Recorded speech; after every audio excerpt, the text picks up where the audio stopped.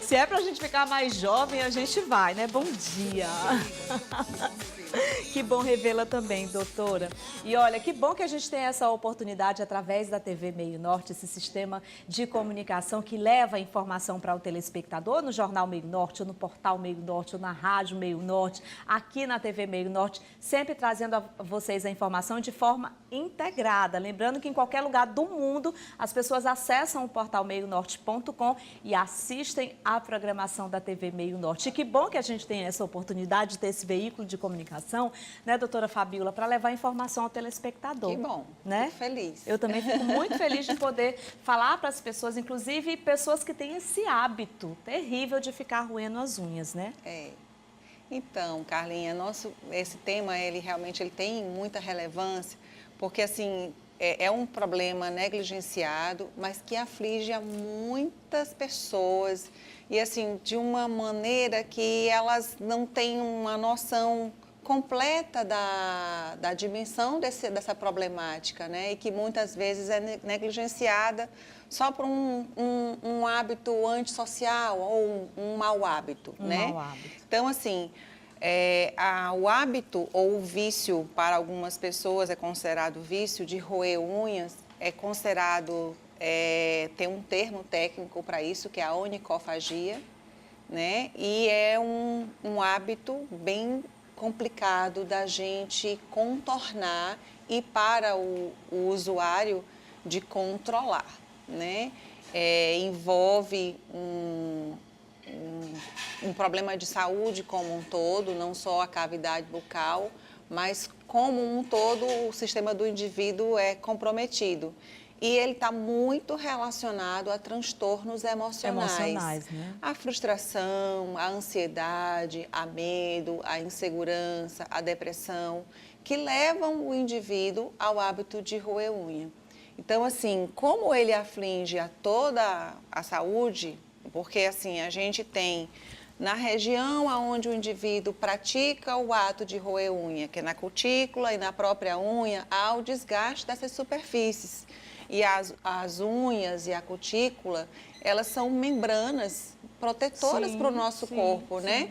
Então, a partir do momento em que ocorre essa ruptura, ocorre a penetração de micro-organismos no nosso corpo, iniciando pelo tecido afetado, que é a cutícula e a unha.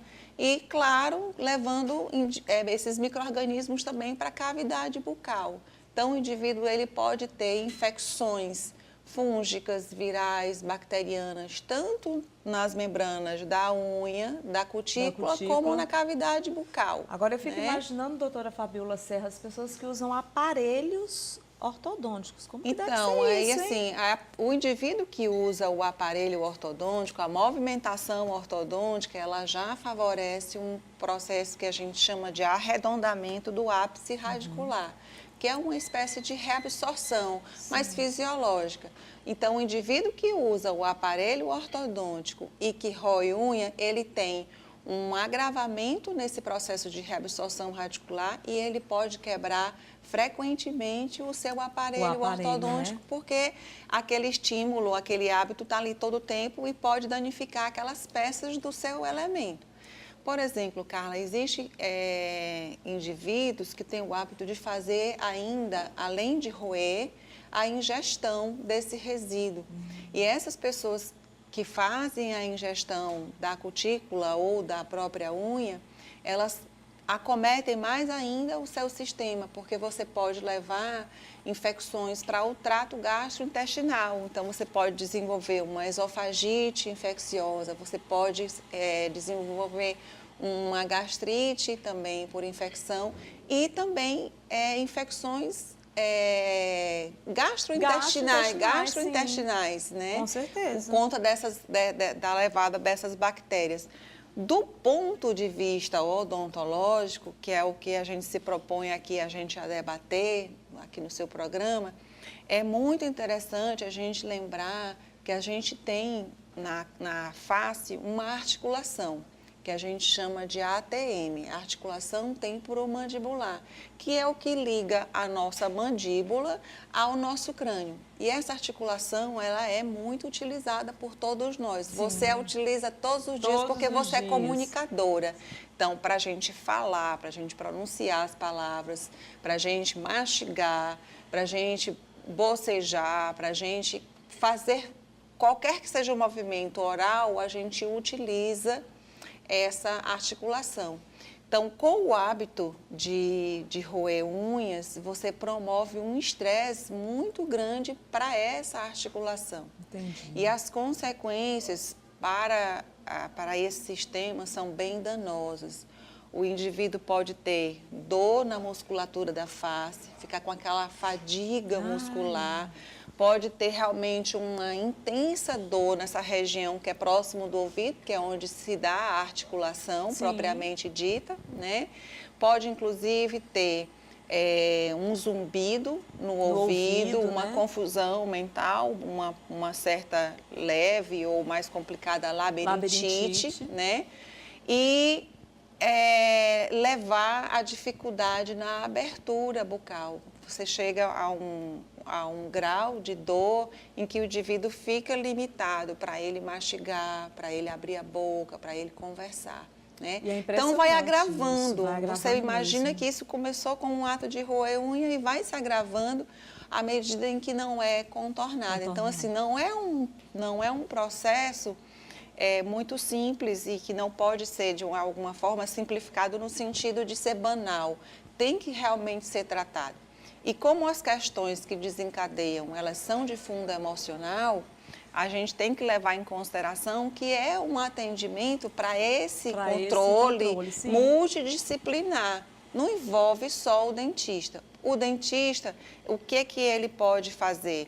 Além de fazer os encaminhamentos necessários, ele pode promover um ajuste na questão da oclusão, iniciando o atendimento desse indivíduo com uma placa, que a gente chama placa miorrelaxante, né? Para que o indivíduo ele tenha uma melhor performance da questão da musculatura, para diminuir essas dores da musculatura, um relaxamento. Doutora, né? Eu sempre falo aqui no nosso programa, eu falo muito com as pessoas a questão do cuidado que a gente tem que ter com a nossa saúde, com a saúde bucal também. Por isso a importância de você fazer uma avaliação, de você ir ao seu dentista, de você passar para o seu dentista, inclusive, essas situações. Porque hoje, doutora Fabíola, é impressionante. O dentista, ele não faz mais só um papel de dentista, né? Ele é um generalista, ele tem que entender de tudo. E hoje em dia, a prática de medicina, a prática de saúde, a prática odontológica, fisioterapêutica, ela é multidisciplinar. Então, cada vez mais, há um imbricamento, há uma correlação entre esses profissionais.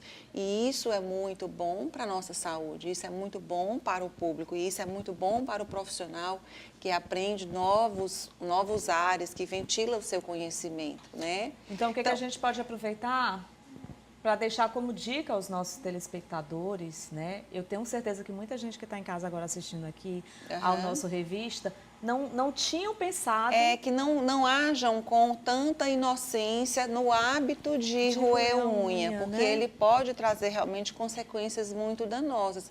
Ainda para a cavidade bucal, a gente tem o desgaste dos dentes. Indivíduos que roem unha, eles têm os dentes mais encurtados, né?